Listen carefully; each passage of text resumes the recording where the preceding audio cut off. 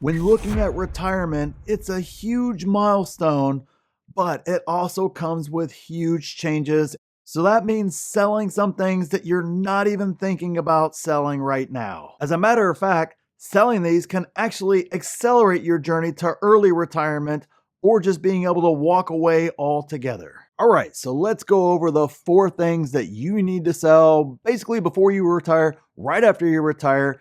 And this is going to be a controversial list. I'm sorry. It goes against all the narratives, all the pretty traditional ways that we've thought about retirement. And some people don't have to do this, but so many people don't plan on selling these in regards to their plan with retirement.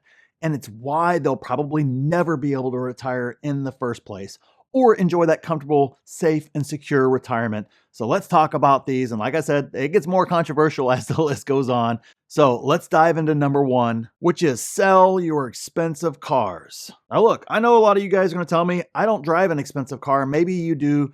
A lot of folks justify driving a nicer car because I got to have it for work and all these other things of that nature. Well, guess what? All those excuses, which to me are BS to begin with, because you're just trying to impress people who don't even really care one way or another. And there are very, very, very few jobs out there where what you drive actually matters to your career. You may think it does, but you're probably justifying owning it in the first place. It's more of a want than a need.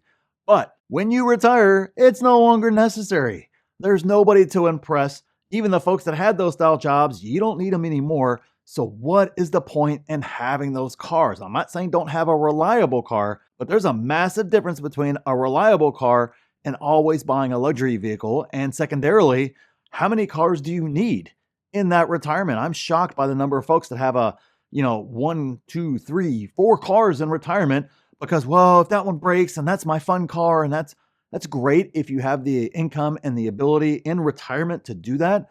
But a lot of folks are building that into their plan and then wondering why they can't ever get to retirement.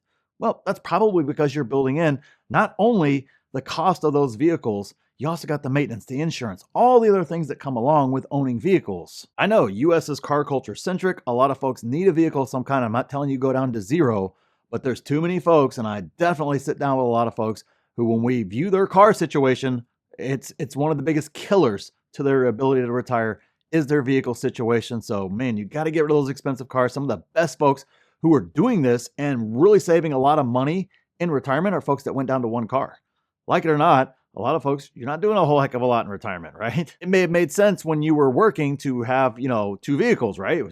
Spouse has got to go to work. You got to go to work. Totally understandable.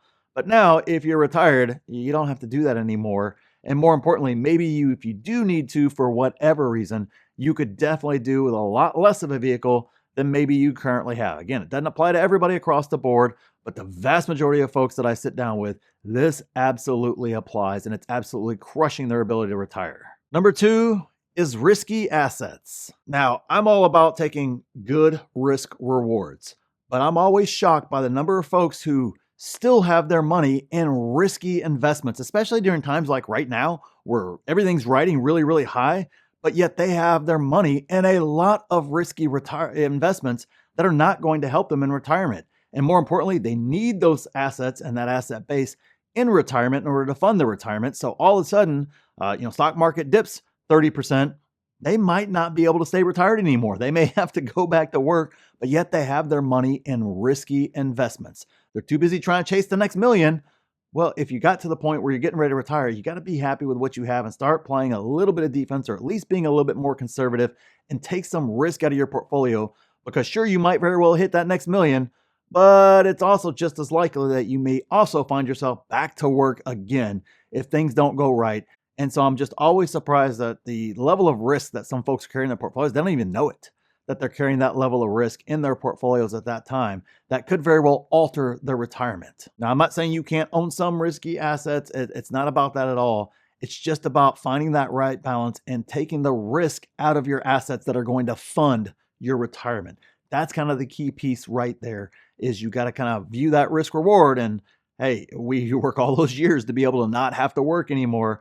And then all of a sudden you may find yourself in a spot where you may have to work again if some of those riskier investments go bad. So be very, very prudent, very, very judicious with those, and work through those very carefully and make sure you have the appropriate amount of risk for your retirement time plans. Now, if you're planning on retiring 20 years from now, Hey, I understand completely.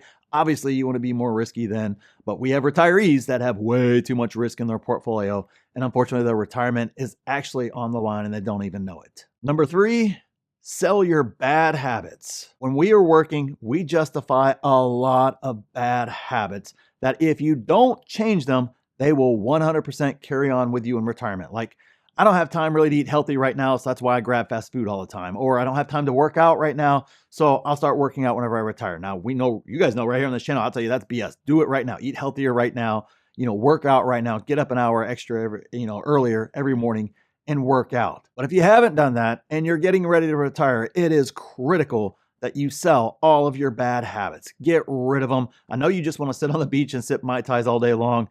Hey, consider cutting out alcohol so you can live a better life, a higher quality of life, start eating healthier, start working out more, start doing all these sort of things that are going to matter in retirement. The worst thing you can do is sit on a beach and just simply sip Mai Tais all day long. I'm not saying you can't do that on occasion. I'm not saying not to enjoy yourself, but we have a lot of bad habits that accumulated over the years, including overspending, to include maybe shopping more than we should. A lot of things of that nature where we've justified it because we're working hard, I deserve a reward, all these other things like that. But then we kind of forget to, we don't have those excuses anymore when we're retired, and we kind of forget to change those behaviors or start to alter those patterns as we move into retirement there. So make sure you are dropping your bad habits. All right, on to the last one here. It's definitely going to be the most controversial one, but here it is. Number 4. Sell your big house. I know everybody wants the Hallmark moment. Everybody wants all the family and all the grandkids to all come to the house and all have this great time. Well, statistically, it doesn't work out in your favor, either mathematical wise or in terms of what actually happens in real life. Again, it's something where I routinely sit down, talk to folks who are in that situation. They have the big house just in case the grandkids come, just in case this. One, when your grandkids care about you and they actually enjoy you, you can throw them in a closet with a blanket and they think it's the greatest thing ever. Far better than having a bedroom that they can go to. And by the time they're old enough to need a bedroom where it matters, they really don't want to see the grandparents. I'm sorry, I know that hurts, but that's the reality of kids and, the situation with kids as they become teenagers and need their own space and all that sort of stuff. But even more so than that, how many days out of the 365 days do you entertain the entire family? Maybe Thanksgiving, right around that time frame. Maybe, Christmas, New Year's, right around that time frame. Hey, guess what? Downsize your house, rent a dream home somewhere for a week, and have the family come out there and basically live in a mansion or something else for a week, or a very, very nice home for a week, and do the math on that cost versus downsizing, taking that extra money and investing in all sorts of things. Do the math all the way through the entire example there. And you will routinely see, because I do it all the time with Blacklist members, with other folks in my other group, and just in life in general, you'll see the math works out well in your favor, well into your favor. More importantly, you have buffers now. You don't have this big expense. You don't have, big air conditioners to take care of. And, obviously just expenses overall that come with these large homes that as you age gets harder and harder and harder to manage and take care of. And oh, by the way, like things are going to get cheaper, right? Those new roofs are going to get cheaper, right? Those new AC units are going to get cheaper, new carpet, whatever. Everything involved in the upkeep of a much larger home gets infinitely harder the older you get. And it's one of the big things that you can sell that will have a massive, dramatic impact on your retirement is getting rid of that big house. And if you think retirement, you can't have it at all, that's what the Blacklist is for. Check it out. It's the pinned comment there where we take you from zero to hero in as little as 1 year, and on as little as $300,000. We give you a complete blueprint, step by step, to walk through it with experts to help you out with anything you need. And myself, I'm happy to jump on there and walk through anything you want with it. Check it out. It's the pinned comment down there. So thanks for watching, and we'll see you in the next video.